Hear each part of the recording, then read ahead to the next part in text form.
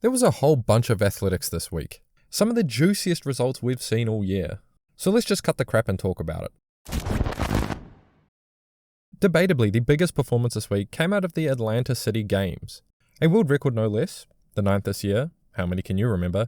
Nigeria's Favour Ofili bouncing away down the elevated 150-metre straight Favour Ofili striding her way to the line in 15.85 seconds with a perfect 2.0 tailwind. Tamari Davis was also scorching behind her too in 16.14, beating the American record herself.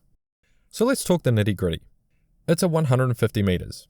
A rare race that, let's be real, not anyone cares too much about, so off a first glance and seeing the headline, it's not easy to decipher if this is a really cool time at a first glance.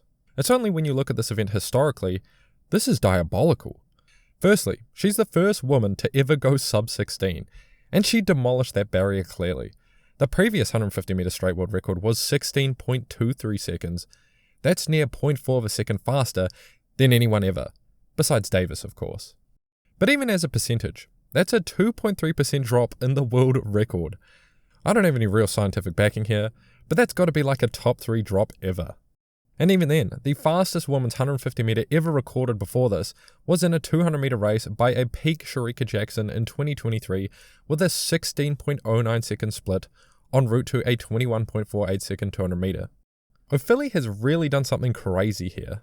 And even delving a little deeper into the world of stupid, I also saw some wacky Twitter posts discussing how applying some basic physics equations, this translates to a 10.57 over 100 metres. But even the guy making the tweet gets real in the same post.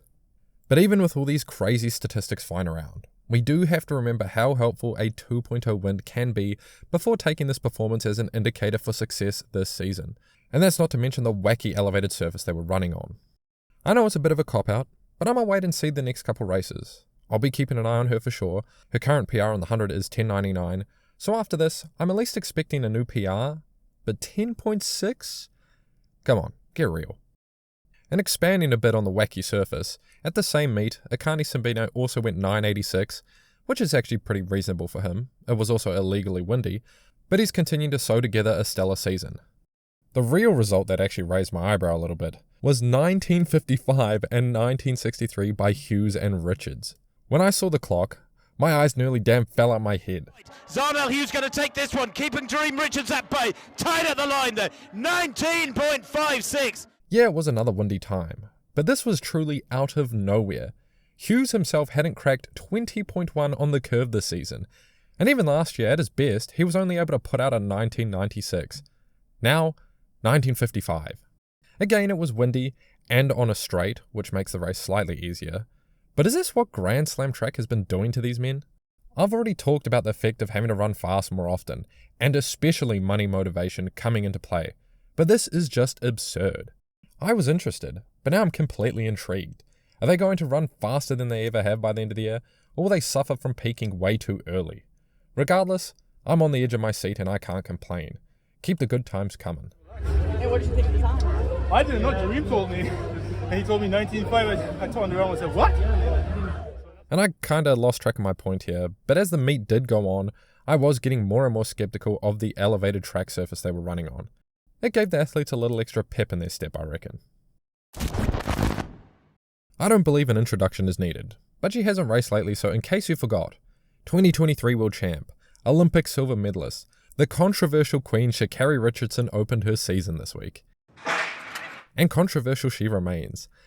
Left hand side, Terry starting to assert herself. Richardson upright, can she find the lead? Oh, it's going to be Rizzo. 11.47 seconds behind TT Terry in second, who herself, another shocker after world relays, and in first, Australia's Brie Rizzo.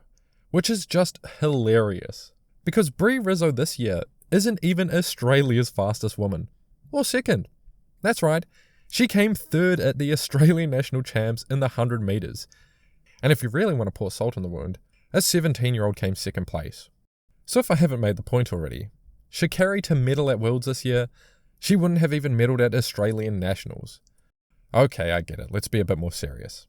Objectively speaking, this was a bad race that doesn't build on anything we saw from her last year. Sha'Carri faded hard at the end of her race, which is usually her strong suit. Her start looked good, which has been notoriously weak, but that's just it. It looked good, because the field was average at best. It's a bit of an illusion. Slow it down, and she still has that same choppy step that makes her get up too early, and even in this field, she's the first to be basically upright. And even speaking historically, this is an alarmingly slow time. This same time last year, she had run a 10.83. The year before that, 10.76. And in 2022, she went 11.27, but a week later she did run 10.92. Really, a lot of the top women sprinters are looking washed right now. We saw that at World Relays.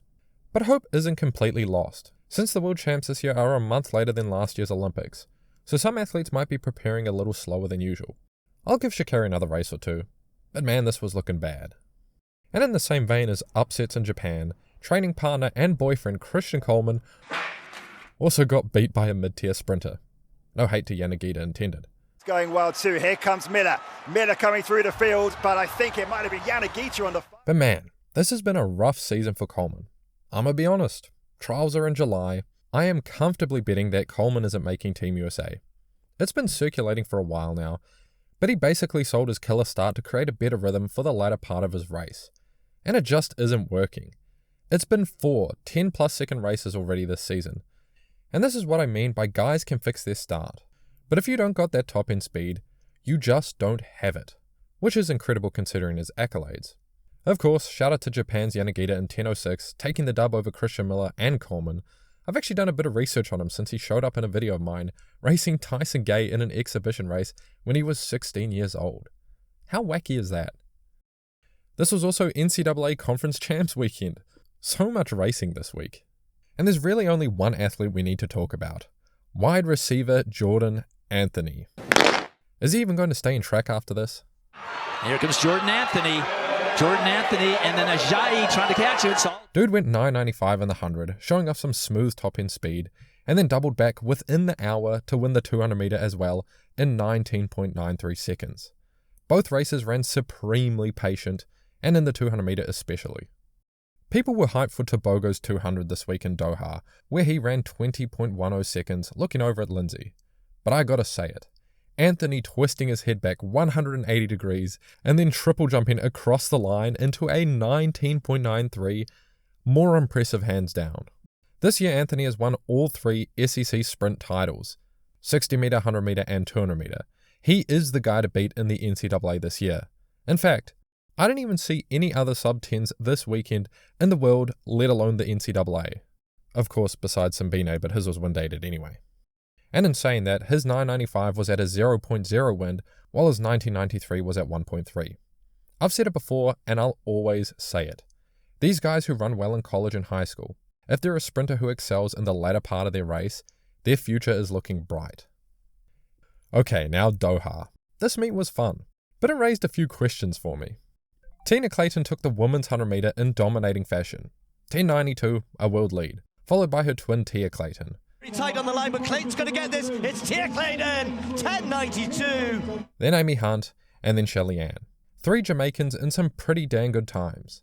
So tell me, what happened last week at World Relays? Why did they suck so bad? If you didn't see it, these same 3 Jamaicans got clapped by Team Great Britain's second string and Spain. In fact, Tina ran the 3rd leg at World Relays, and she straight blew ass. Yeah, it's good to see them in great individual form, especially Shelly Ann still killing it at 38, an athlete who actually makes me feel young. But I don't get it. What actually happened that weekend? In the men's 200, Tebogooooooo seems to be coming into form as well. I briefly touched on it earlier with a 20.10 second, looking around, having a laugh. But thinking about this race, an Aaron Brown tweet comes to mind.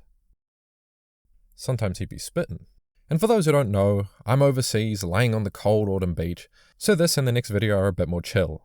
I just don't have a lot of time to put into editing right now. But before I go, 2 men over 90 meters in the javelin. That's it, field and throws mentioned.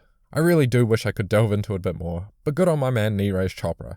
World Championship gold and silver, Olympic gold and silver, and finally, that sweet, sweet 90 meter throw. So see y'all next time, and hopefully the men's high jump can jump a little higher soon.